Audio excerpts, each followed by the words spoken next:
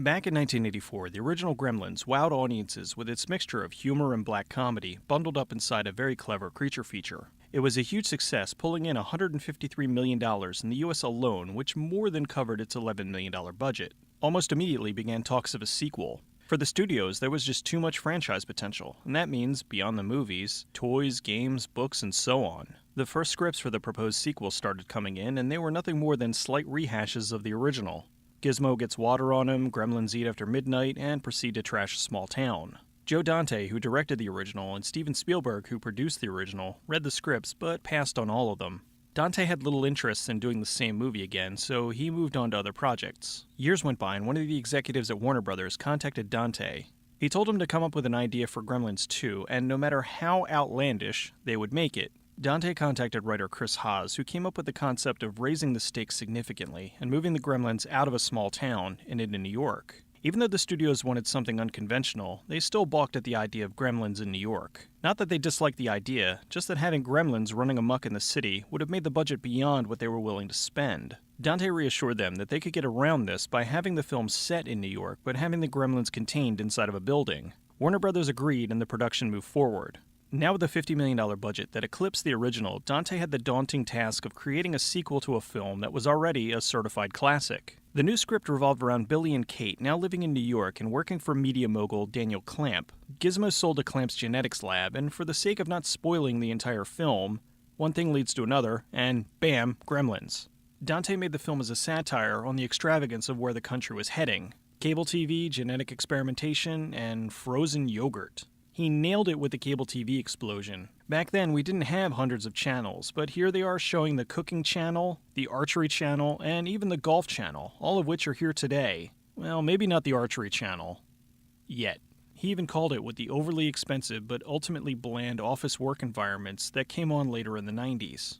Mr. Peltzer, do you know how much the Clamp organization has spent to provide its employees with art by recognized artists at this facility? Eye-pleasing, color-coordinated, authorized. Dante contacted Chris Wallace, who did the effects for the original. Wallace was signed on to direct The Fly 2 at the time, so he declined. Knowing how much the success of the film hinged on the creature effects, Dante contacted one of the best in the business, Rick Baker. Baker declined because he felt that he would have little creative control and would just be recreating designs Wallace had done years earlier. Dante convinced him that he would have plenty of new designs when he explained the concept of the Gremlin mutants. Technology had advanced quite a bit in the 6 years since the original, so Baker was able to design the puppets to have a much greater range of expressions. In doing this, though, the puppets were much larger than the ones in the original. They needed this extra space to fit all the servos and wires. For the scenes where it was just the Gremlins, Baker made the puppets double-sized in order to show more detail and give them greater control. The close-up of Gizmo building his bow and arrow were done by using an actual person's hands, because they couldn't get the puppet hands to move right. Dante wanted to do one effect they weren't able to do in the original, and that was to show Gizmo, in a full shot, moving. They were able to do this in the beginning, and then later in the film, when he was dancing. For the dancing sequence, originally he was dancing to a Billy Idol song, and the studio reassured Dante that they had the rights. After everything was filmed, the studio told them that they weren't able to secure the rights. Since the scene was too long and too expensive to reshoot, they searched for a song with the exact beat, and finally settled on I'm Ready by Fats Domino. In the scene where Clamp is attacked by a gremlin, he's actually holding him with one arm and controlling him with the other. It was Baker's idea to give Mohawk scales instead of a mohawk like Spike. The gestation sequences were much more elaborate here. Dante did this because they couldn't in the original because they just didn't have the budget. They brought back production designer Jack Spencer, who worked on the original, to design the building. They built the interiors for Clamp's building inside Warner Brothers' largest set. In keeping with the somewhat tongue-in-cheek nature of the original, Spencer designed Clamp's tower to be a smart building where nothing worked. They built all the stages elevated so the puppeteers could work underneath. When Dante filmed the first movie, he learned that filming the puppet work in the same time as working with the actors created far too much downtime for them since there were always technical issues with the animatronics. For the sequel, he shot all the scenes with the actors up front, and after all that filming was done, he shot 6 weeks of scenes with just the puppets. When Baker first came on board, he wanted to add more character work with the Gremlins. He and Dante came up with the personalities for the 4 main evil Gremlins. They based these 2 off George and Lenny from Of Mice and Men, they based this one on Daffy Duck, and Mohawk was a modified version of Stripe from the first film. In the movie, some of the Gremlins drink various potions from the genetics lab. This gives them different abilities and let Baker and his team have a creative field day. He's in the phone system on hold. They had the Bat Gremlin who gets injected with the sunblock chemical, which allowed him to go outside. His movements were done using stop-motion animation. The Spider Gremlin, on top of looking great, made his first appearance paired with Angel of Death by Slayer, which was both unexpected and awesome.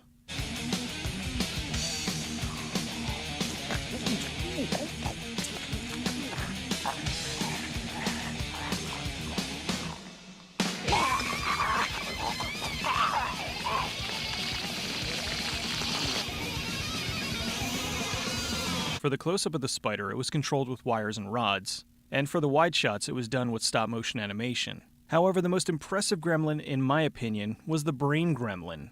Voiced by Tony Randall, the mouth movements of this thing was nothing short of amazing. Oh, we may stumble along the way, but civilization, yes. The Geneva Convention, chamber music, Susan Sontag. Everything your society has worked so hard to accomplish over the centuries, that's what we aspire to.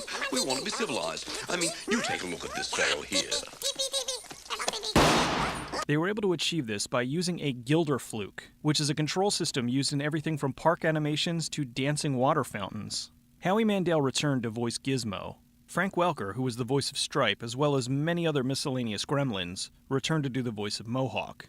Zach Galligan, Phoebe Cates, Dick Miller, and Jackie Joseph all returned to reprise their roles from the original. Dante had previously worked with the great Robert Picardo on The Burbs, as well as Inner Space, so he brought him in here with a much larger role. John Glover played the multimillionaire Daniel Clamp. While originally the character was supposed to be evil, Glover played him with such boyish charm, they changed his character. Christopher Lee was brought in to play Dr. Catheter. The first thing he did when he arrived was apologizing to Joe Dante for starring in The Howling 2. Warner Brothers allowed Dante a huge amount of leeway with the film because they needed it to open against Touchstone's Dick Tracy. They were afraid that Dick Tracy would unseat the box office records they set with Batman the year earlier. Even with all they let him get away with, they still had limits. The original ending of the film had Clamp ordering the building to be filled with cement, thus encasing all the gremlins.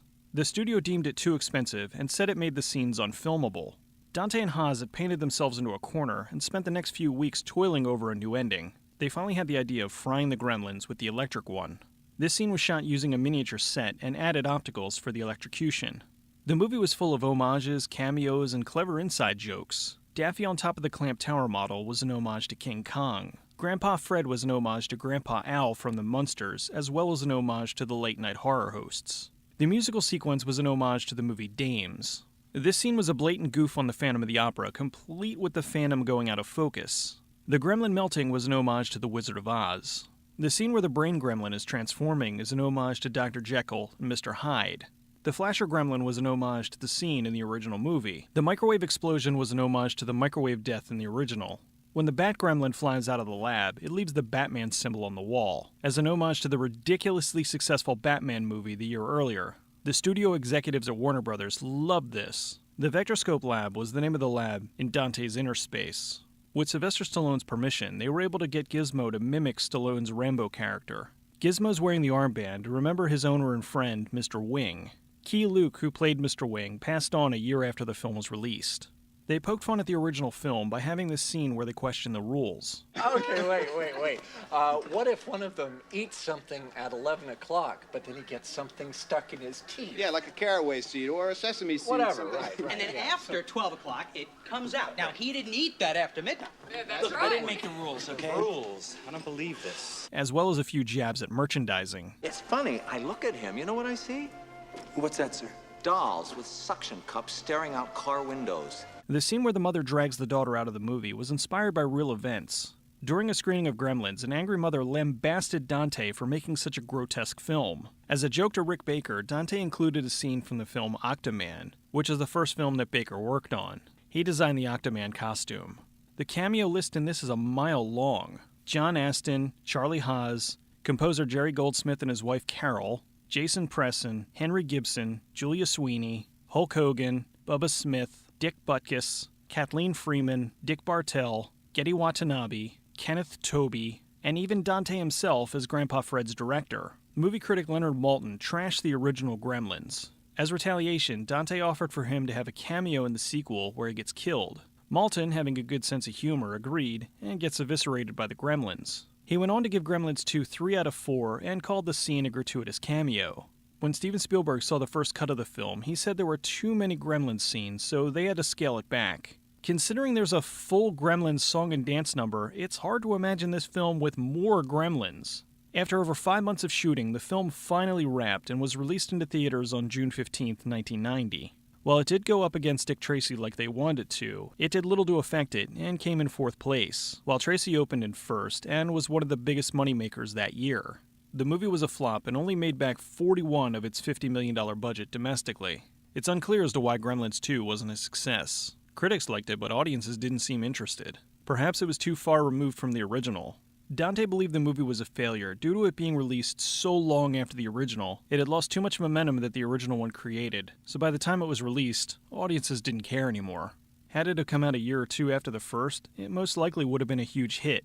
The irony is that the movie that would have come out of that would have been drastically different than the one we got. Even though the sequel didn't do well, I'm glad they were able to make it. Joe Dante was basically given $50 million and told to go nuts, which he did. There was so much creativity in this film that they most likely wouldn't have been able to make it under the heavy scrutiny of a studio that relies too much on focus groups and test audiences, rather than relying on the director's creative vision. The movie's a shining example of what happens when you give incredibly talented people almost complete artistic freedom. The downside is that because the movie didn't make money, they're going to blame it on the fact that it was too ambitious. When the film made it to DVD, a new audience discovered it and found out what a wonderful film it is. Clever, funny, brimming with satire, and overflowing with ideas.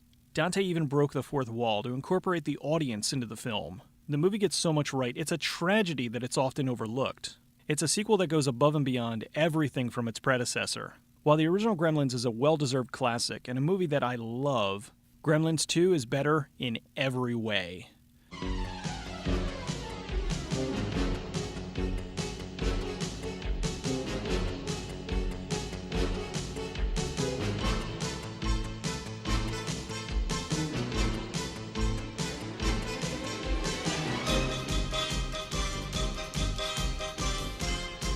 Oh, Dr. Catheter, this just came for you. Oh, splendid. This must be my malaria.